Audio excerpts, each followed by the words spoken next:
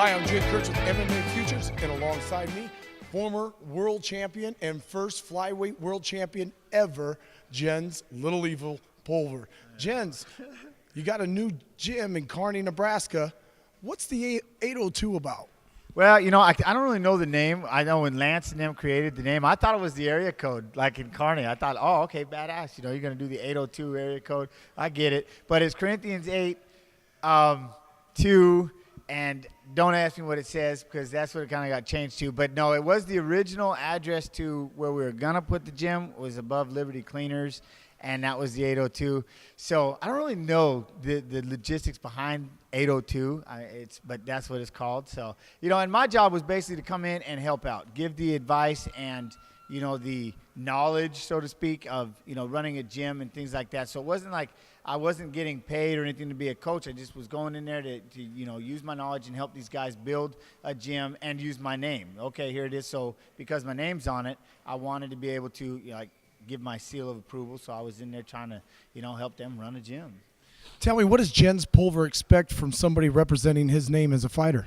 Well, you know, I mean, I would expect at least the things that we did here at MFS, and that was one of those things, you know, everybody wanted to put on the T-shirt. It's kind of the same thing with the old tap-out cliche or the affliction cliche back in the days. People wanted to put the shirts on, and they wanted to go downtown and tell people, hey, I'm a fighter, I'm this, you know what I mean? But I always told people, you know, if you truly are a bad person, as far as a bad-ass fighter, pardon my language, but if you're truly a bad mamma jamma, you don't have to run around and sell it. People around you will be like, oh, you don't want to spar him, or, oh, this kid's work ethic is ridiculous, or, oh, his conditioning. If you have to sell it, then I think you're doing something wrong, you know? So one of the things when you come into our gym is this, you know, is the idea behind shouldn't have to babysit you. I mean, one of the things, when I moved here, I came here on a train for 3 days. A lot of people, it's been long enough now, they might have forgot. But so I came out here on a train for 3 days, and I had a bag of change and 2 bags of clothes. And that was it. I had nothing. Monty, thankfully, you know, Monty let me stay at his house, and I went to the gym the first day, and I would sleep in the gym and then be ready to go for practice again. And I remember Pat used to have the Karate Kids, Kia! They'd wake me up, and I'd be underneath all these jackets. And, you know, so I lived at the gym. And the reality is what I tell people is, you know, so much of fighting is there's so many lonely hours. Dan Gable said it best. The times where you're out running by yourself, you're the one doing your nutrition, you're in there lifting and pushing yourself, speaking to yourself, working on things, where when you get to the coach, really you only need 2 hours with me. My job is to refine you, give you direction, show you what we can work on, how to adjust. But for the most part, this is a full-time job, but it's beyond that. It's a life. What do you do in your life? Just sit there, do nothing, wait for the 2 hour deal, and then show up with me and start from where you left off yesterday. So I think the biggest thing for most people is, you know, to be in our banner. And I mean, if you really went through if I had a perfect world, yeah, I would show up. I could be gone for a week and find out you ran all of your miles, you followed your diet, you did this because it's for you. At the end of the day, this is your job. You are a fighter. You are a single brand trying to build something. I am not the babysitter. I'm not your mommy. I'm not your daddy. I'm a coach. And so when you get to that, then it allows you to be able to mentor and help people. So when it's hard and you're trying to tell people, hey, man, you're trying to babysit them, where are you at today? Where are you at today?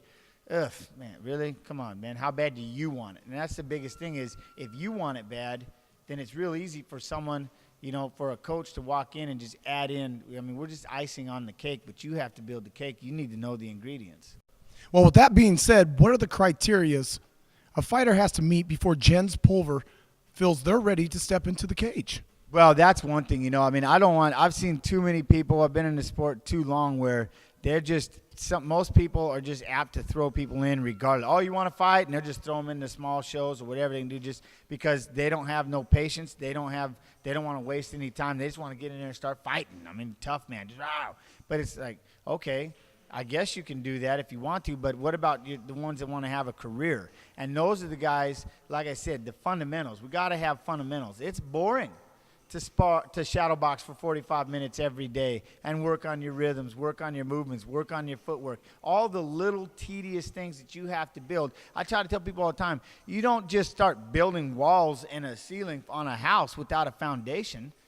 Who does that? And the fundamentals are your foundation. Think about the wrestler. You started wrestling in the 4th grade, and your coach taught you a single leg. Then as you're going into high school, we wanted to throw all these dynamic, wild, and crazy moves, but we still had to start with drilling our single leg. Then you get into the national finals, or you get into the Olympics, or you get into the worlds, and then you see 2 guys with 8,000 ways of trying to get to that what? That single leg that you learned in the 4th grade. So again, your fundamentals. I know everybody, it's like this, and I realize everybody wants to learn the armbar, and there's plenty of coaches and people that'll teach you the armbar.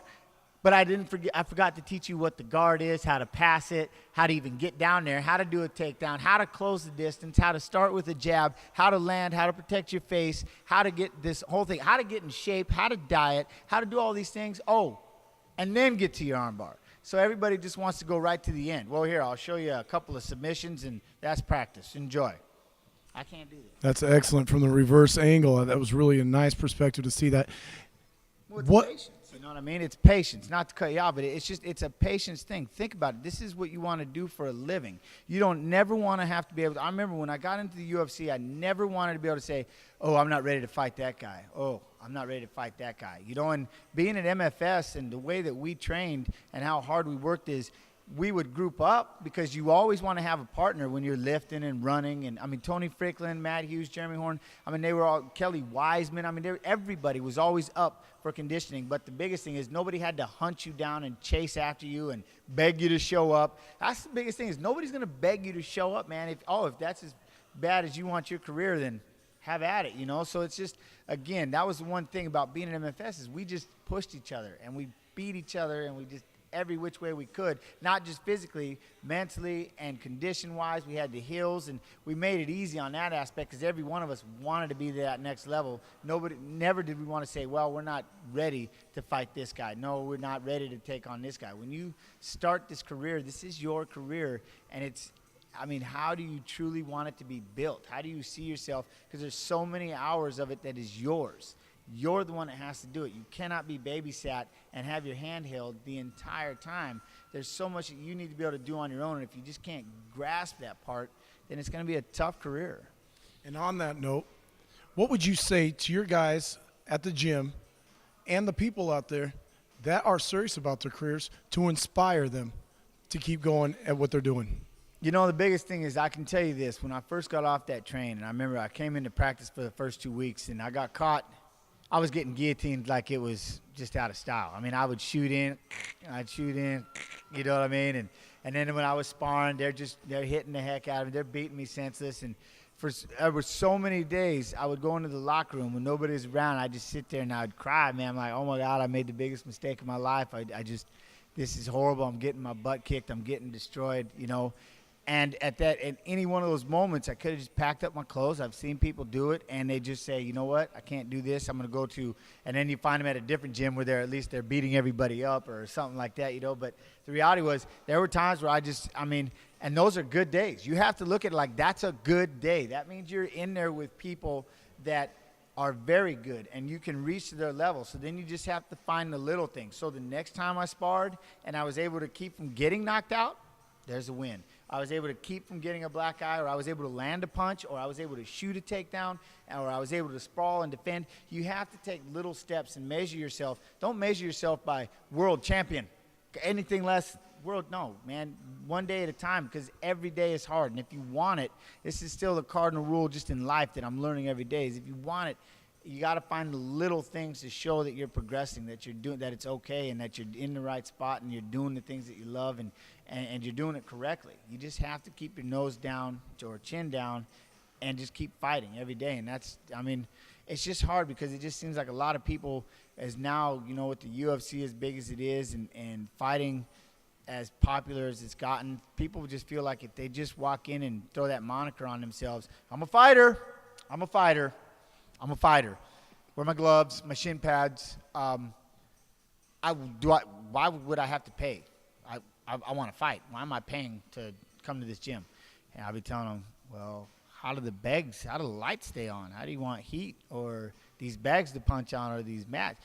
Well, but I'm a fighter. Okay, prove it. That's all you can tell is prove it, you know.